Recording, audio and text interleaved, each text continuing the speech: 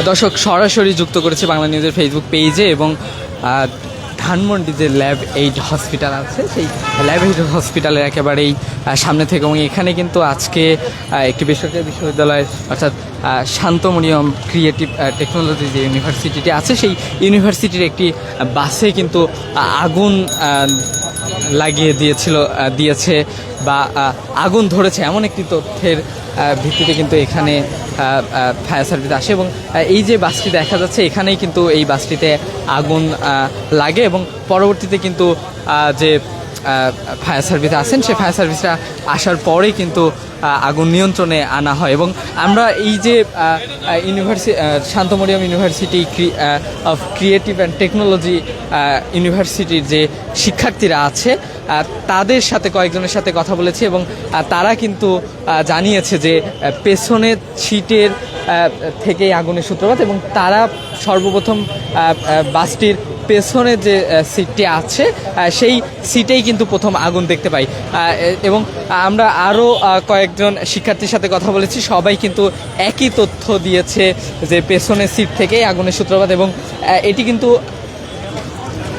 গাড়ির যে ড্রাইভার আছেন তার সাথে আমরা কথা বলেছি, এবং তিনি কিন্তু জানিয়েছেন যে আসলে এটি তেলের গাড়ি এবং এই গ্যাসের গাড়ি না, যার ফলে তার বক্তব্য যে আসলে গ্যাসের গাড়ি না হওয়ার ফলে কিন্তু এখানে সিলিন্ডার থেকে যে বিস্ফোরণ সেটি হওয়ার সম্ভাবনা একেবারেই নেই, তেমনটি কিন্তু জানিয়েছে এই বাসটির ড্রাইভার যিনি ছিলেন তিনি। এবং এখানে কিন্তু বেশ কিছু শিক্ষার্থী আছেন শান্তমরিয়ম ইউনিভার্সিটির, এবং তাদের সাথে আমরা কথা বলার চেষ্টা করেছি, যদিও তারা কেউ এখন পর্যন্ত কথা বলতে রাজি হয়নি। এবং আপনি কি গাড়ির কেউ? আপনি কি এখানে ছিলেন যখন আগুন লাগে? আমি 10 মিনিট আগে আসলাম। আচ্ছা, আমরা আসলে একজন প্রত্যক্ষদর্শী সাথে কথা বলার চেষ্টা করছিলাম এবং বিষয়টি আসলে জানার চেষ্টা করছিলাম।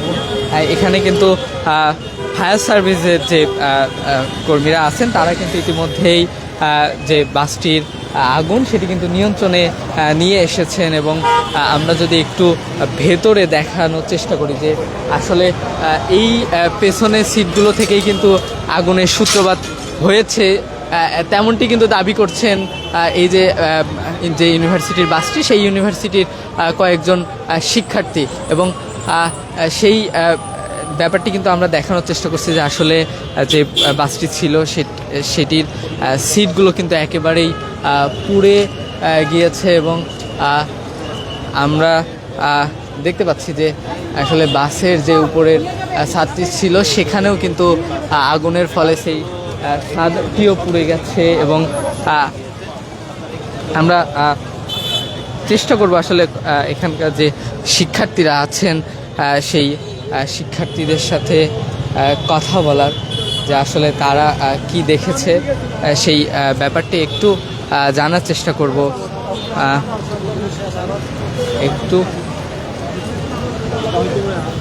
একটু কথা বলি ভাই, আপনি কি এখানকার স্টুডেন্ট? আসলে আমরা এই যে ইউনিভার্সিটির বাসটি পুড়েছে সেই ইউনিভার্সিটির শিক্ষার্থীদের সাথে বেশ কয়েকবার কথা বলার চেষ্টা করেছি, এবং তারা কিন্তু কেউ কথা বলতে রাজি হয়নি এখন পর্যন্ত। এবং আমরা দেখতে পাচ্ছি ফায়ার সার্ভিস কর্তৃক কিন্তু কথা বলবে, আমরা একটু সেখানে কথা বলার চেষ্টা করব যে আসলে আগুনটি ব্যাপারে কি বলছেন সেই ব্যাপারটি আমরা আসলে জানাতে ভাই আমি সরে যাচ্ছি ভাই, দাদা একটু হালকা সাইড হয়ে যান। আমরা খবর পেলাম যে আসলে দুর্বৃত্ত কর্তৃক একটা আগুন দেওয়া হয়েছে, তো এই বিষয়ে যদি একটু সম্ভাবনাটা আমাদেরকে বলেন। আমরা আমাদের কন্ট্রোল রুমের মাধ্যমে খবর পেয়েছি যে এখানে একটা গাড়িতে আগুন লাগানো হয়েছে। আমরা মোহাম্মদপুর ফায়ার স্টেশন থেকে 2 ইউনিটে আসছি এবং আসে দেখি যে একটা বাসের মধ্যে আগুন লাগা, তো ওখানে লোকমুখে শুনতেছে যে দুর্বৃত্তরা আগুন লাগাতে চলে গেছে। পরে আমরা আগুনটাকে নির্বাপন করে আমরা এই গাড়িটা হচ্ছে আসাদ গেট থেকে নিউ মার্কেটের দিকে যাচ্ছিল, তা আমরা হচ্ছে আগুন নিভাই শেষ করছি, কোনো সমস্যা নেই, হতাহত নাই, আর গাড়ি অনেকটাই ক্ষতিগ্রস্ত হয়েছে। লোকমুখে একটা অভিযোগ শোনা যাচ্ছে যে আসলে প্রতিবারে আগুন লাগলে ফায়ার সার্ভিস দেরিতে পৌঁছায়, এর কারণটা কি? এখন যে আপনারা তো হয়তো সবাই জানেন, অবগত আছেন, আমাদের ফায়ার সার্ভিসের গাড়িকে অনেকে সাইড দিতে চায় না, এবং আমরা যখন রাস্তায় উঠি আমাদের যদি একটা ইমার্জেন্সি লেন আমাদেরকে ছাড়া দেওয়া হয়, তারপর আপনারা দেখেন যে আমরা আসলে সঠিক সময় আসতে পারি কিনা। আজকে আমরা গোটা রাস্তায় আমরা কোনো পাইনি, গাড়ি আমাদেরকে স্টার্ট দিয়ে গাড়ি বসে রাখতে হয়েছে এবং সাইরেন দিচ্ছি, কিন্তু আমাদের কোনো মানুষই আমাদেরকে সাইড দিচ্ছে না বা রাস্তা ক্লিয়ার পাচ্ছি না। আমাদের এখানে সময়টা হচ্ছে শুধু খালি আপনার এই যে ট্রাফিক জ্যামের কারণেই হচ্ছে যে আমাদের সময়টা লেগেছে। তাছাড়া আপনি দেখবেন আমাদের সঠিক সময়ে আমরা কিন্তু গাড়ি একদম সঠিক সময়ে আউট হয়েছে, এবং আমরা শুধু আসতে যে সময়টা লাগে এইটুকু সময় শুধু আমাদেরকে দিবেন, কিন্তু রাস্তা আমাকে ক্লিয়ার করে দিতে হবে। আচ্ছা, আগুন লাগার কারণ কি জানতে পেরেছি? হ্যাঁ, আমরা এখানে আসার যেটা দেখলাম যে এখানে তো যেহেতু সিলিন্ডার নাই, গাড়িতে সিলিন্ডার পাইনি আমরা, তাহলে এখানে লোকমুখে যেটা আমরা শুনলাম যেটা হলো যে দুর্বৃত্তরা আগুন লাগাই দিয়ে চলে গেছে। আমরা হেল্পার কাউকেই পাইনি এখানে আসার পরে, আমরা লোকমুখে শুনছি যে আগুনটা দুর্বৃত্তরা লাগাই দিয়েছে। না, আহত আমরা এখানে পাইনি, আহত নিহত আমরা পাইনি। তবে অনেকে বলছে যে সিলিন্ডার কারণে আগুন লাগছে। না, সিলিন্ডার আমরা পাইনি, সিলিন্ডার পাইনি।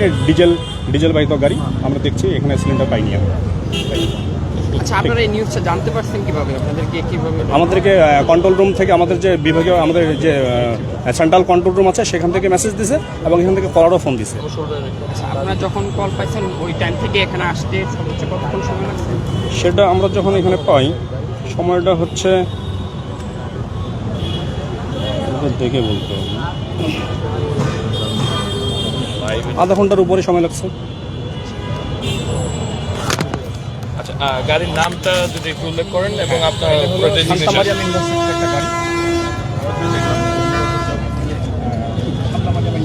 দর্শক, আমরা যেমনটি কথা বলছিলাম, আসলে ফায়ার সার্ভিসের যিনি আছেন কর্মরত তার সাথে, এবং তিনি কিন্তু জানাচ্ছিলেন যে আসলে এটি তেলের গাড়ি নয়, গ্যাসের গাড়ি নয়, তেলের গাড়ি, যার ফলে কিন্তু সিলিন্ডার থেকে আগুনের সূত্রপাত হওয়ার কোনো সম্ভাবনা নেই।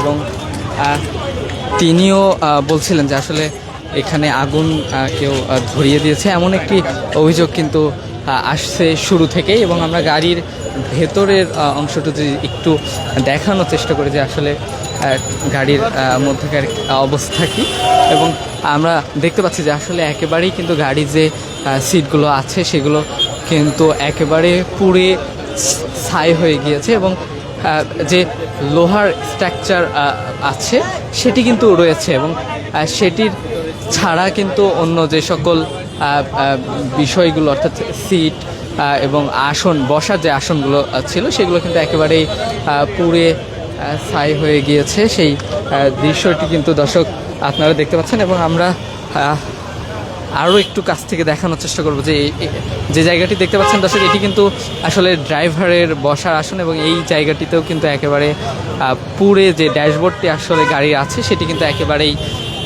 ছাই হয়ে গিয়েছে, এবং যে জানালা সহ যে গ্লাসগুলো ছিল সেগুলোও কিন্তু একেবারেই ভেঙে গিয়েছে। সেই দৃশ্য কিন্তু আমরা দর্শক দেখতে পাচ্ছি। তো এই ছিল আসলে যে ধানমন্ডি ল্যাব 8-এর হসপিটাল, সেই হসপিটালের সামনে যে বাসে অগ্নিকাণ্ডের ঘটনা ঘটেছে সেই অগ্নিকাণ্ডের ঘটনার সর্বশেষ যে তথ্য সেটি।